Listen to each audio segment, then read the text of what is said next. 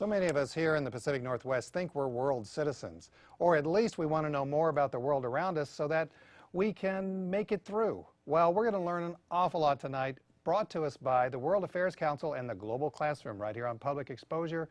I'm Stan Emmerich, and we've got a lot of people who are going to be on talking about different things. So first up, we're going to welcome to the show Laura Adrians and Janine Magidman. So welcome to you both.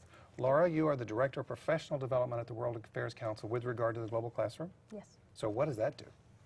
Well, the Global Classroom program is a program that seeks to connect students and teachers in the Puget Sound area with global resources, expert speakers, and information to help teachers and students learn about the world beyond our borders.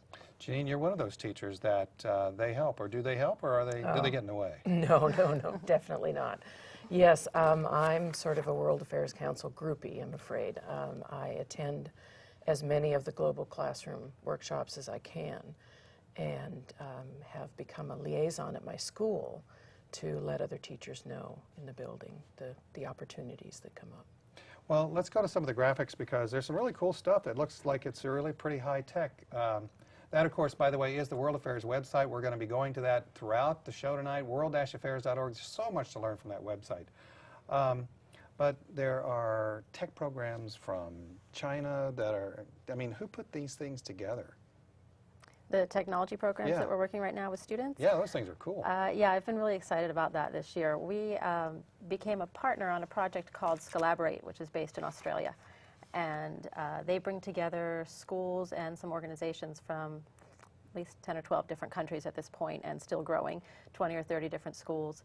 So it's exciting because it's using a variety of technologies, including a blog, wikis, and the 3D virtual world, in this case, Teen Second Life. So it's really a new... Teen Second Life? Yeah. Do you use Teen Second Life or something like it? No, we don't.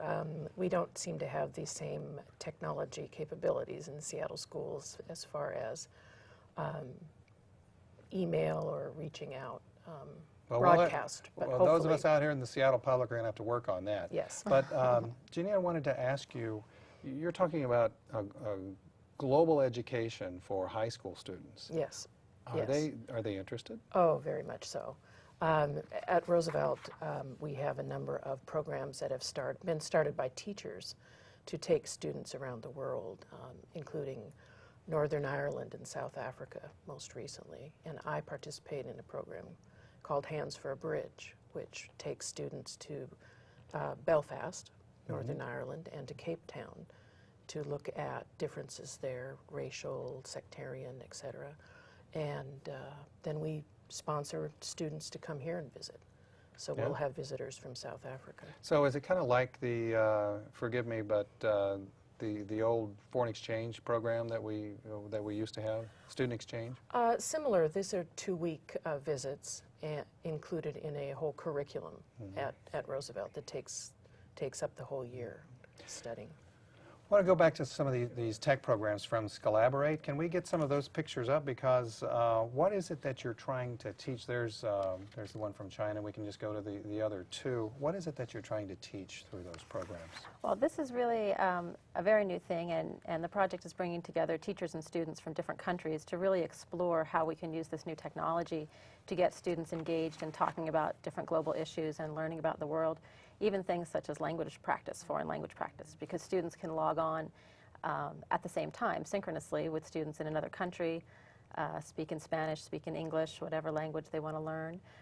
Some of the graphics I think you have show instances where we've brought an expert speaker into the virtual world, and they can have a slideshow, and whoever's logged on at the time from any country can hear the speaker's voice, follow the presentation, see the slideshow, and they can type questions and comments into the text chat, which is really neat because it makes it more like a conversation. What's the age limitations? For that project, it's age 13 through 18. Okay. And at Roosevelt High School, is there any interest in one country or one area, region of the world more than another? I wouldn't say so. We have a refugee and immigrant population at Roosevelt from all over the world.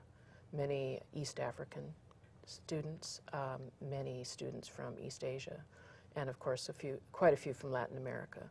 So there's a lot of interaction there. And we have a 10th grade curriculum that is based on current events and through world geography, called human geography. And so we are looking at political events, population, migration, agriculture, urbanization, and we pretty much look at all parts of the world. How do the students get along, particularly the students who are just coming here from another country? And I'm going to be a little bit of a generalization here, but they're not coming here incredibly well financed. Well, there's a wide range of students coming from school systems that are excellent and students who have had no interruption in their formal education, all the way to systems where there is no operating school system, really. Wow. And you have to teach them all. And we teach them all. And Seattle Public Schools has an excellent program called the Bilingual Orientation Center, where students can spend a semester learning how to do school, basically, in the United States before they come to the regular high schools or the regular middle schools. Laura, do you have contact with students from other countries before they move here, by any chance? Not usually. How would they learn about the World Affairs Council's programs in the global classroom even before they get into Roosevelt or any other school? Well, we rely on our teacher friends like Janine. We have a group that we call our teacher liaisons who help us spread the word. And we do have a teacher even at the Bilingual Orientation Center who helps with that. So for example, when we have a student program like our Summer Institute, the teacher liaisons help us get the word out to students. Great. I want to go to a graphic, and the graphic is about professional development from the World Affairs Council, but specifically the teacher resource packets from past professional development programs.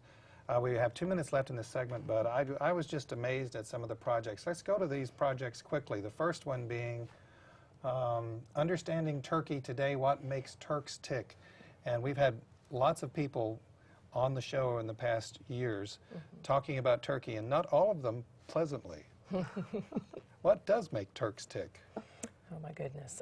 It's a rich culture with a fascinating history and defies all stereotypes, I think. And the packets that we get from the World Affairs Council that we use and spread around to my fellow teachers are just a real rich resource. And I want to go to the last teacher resource, and it is the Kumi Taiko project blending old and new, Mongolian and Japanese traditions. Do you have a lot of interest in that? Yes, actually that was a very popular program. These are programs that my colleague Tees Naper puts together. She does about 10 to 15 a year. And yeah, they were a musical group that blended Mongolian music and Japanese music, which was just amazing to hear. And we had speakers to talk about Mongolia and help the teachers learn about the culture as well as listen to the music. Well, we don't have enough time. We've only got about 30 seconds left. But Janine, it sounds like you as a teacher are recommending the World Affairs Council Global Classroom Program. Absolutely, absolutely. Well, with that, we're going to let that be the last word. Janine, Laura, thank you very, very much for being with us.